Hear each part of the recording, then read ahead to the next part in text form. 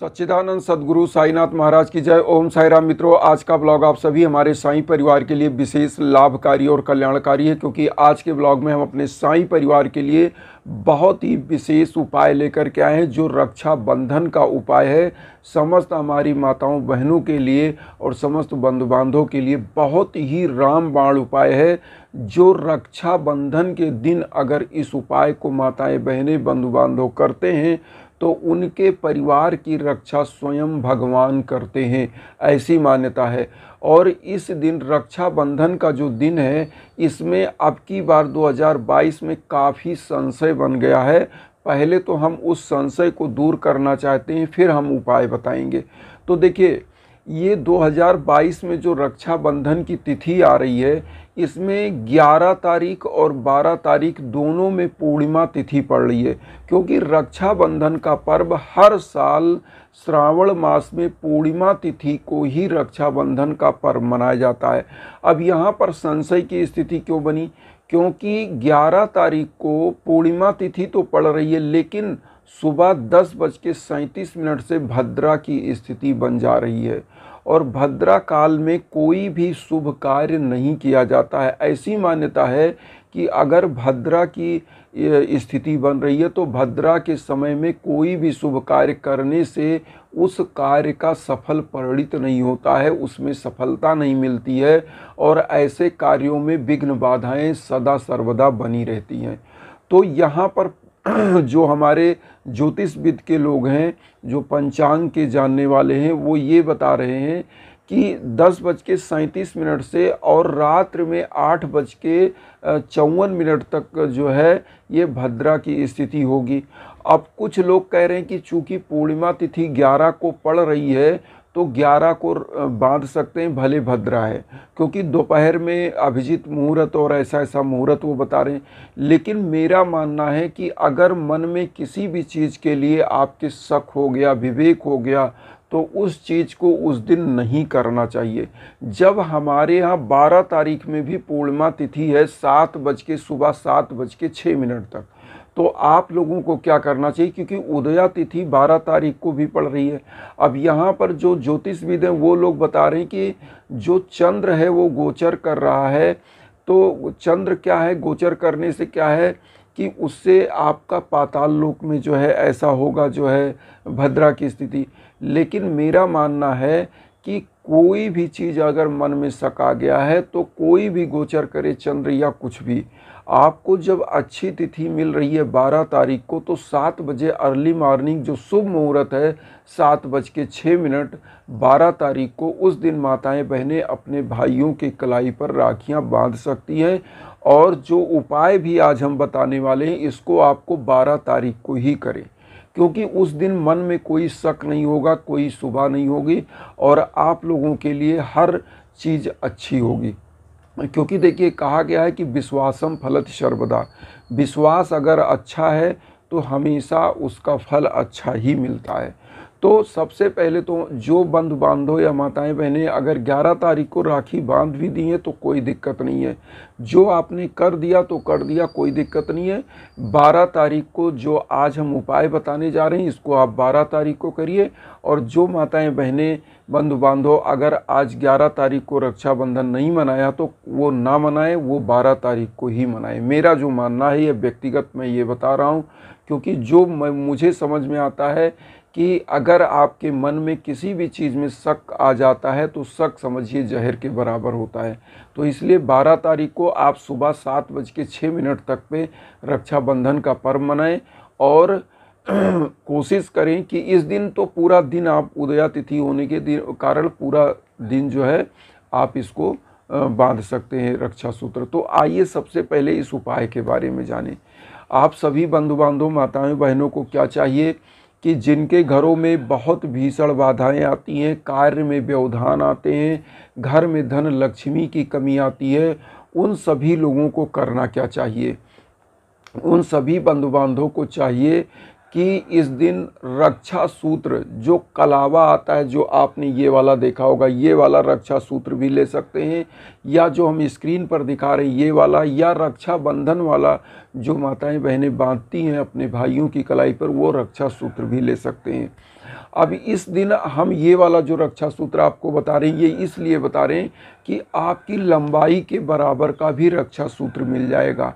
और जो माताएं बहनें अपने भाइयों की कलाई पर बांधती हैं वो रक्षा सूत्र भी ले सकते हैं, चाहे लंबाई के बराबर मिले या ना मिले।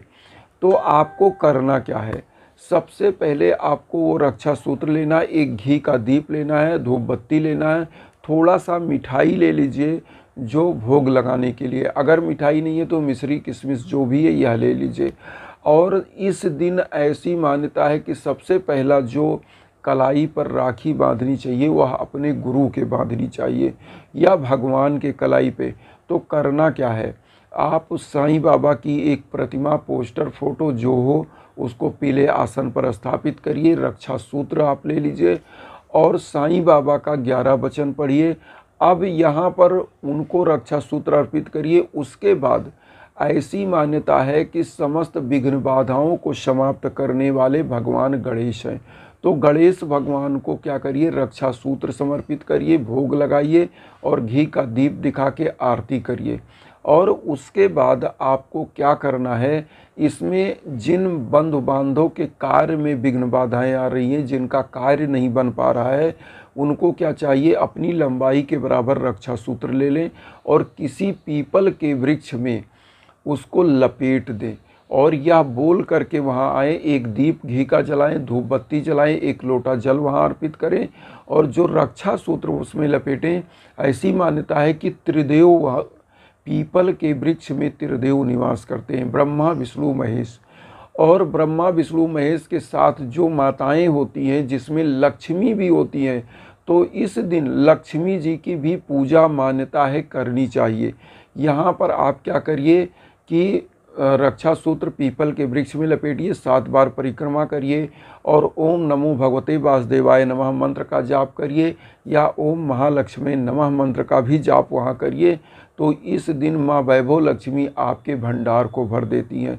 तो ये उपाय तो आपने कर लिया। अब एक उपाय आपको और करना है, इसमें 4-5 उपाय आप कर सकते हैं, आप ध्यान से सुनिएगा।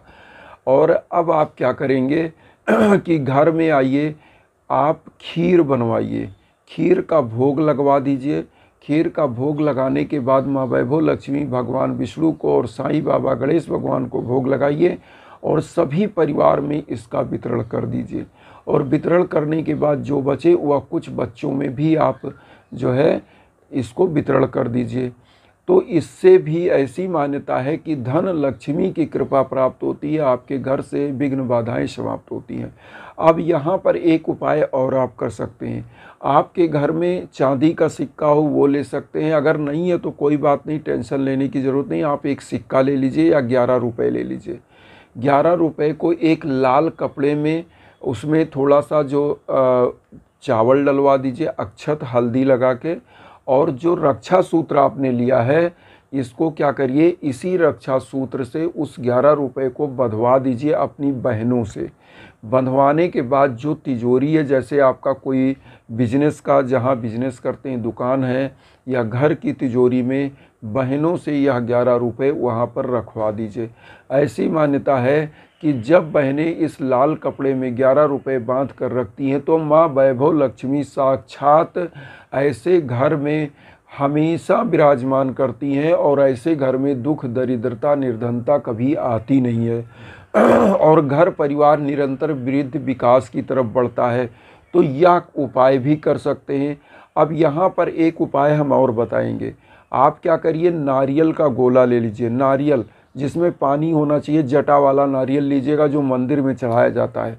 इस नारियल को ले लीजिए, इस पर जो आपको मैं रक्षा सूत्र बार बार बता रहा हूँ, ये रक्षा सूत्र ले लीजिएगा, इस पर लपेट दीजिए।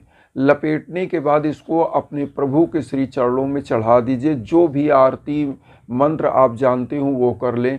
और पहले तो गुरु हैं तो साईं बाबा का 11 वचन आप पढ़ सकते हैं। गणेश भगवान का आप श्री गणेशाय नमः का 11 बार, 21 बार, 108 बार जितना जाप करें कर सकते हैं। और उसके बाद घी का दीप, एक अगरबत्ती जलाइए।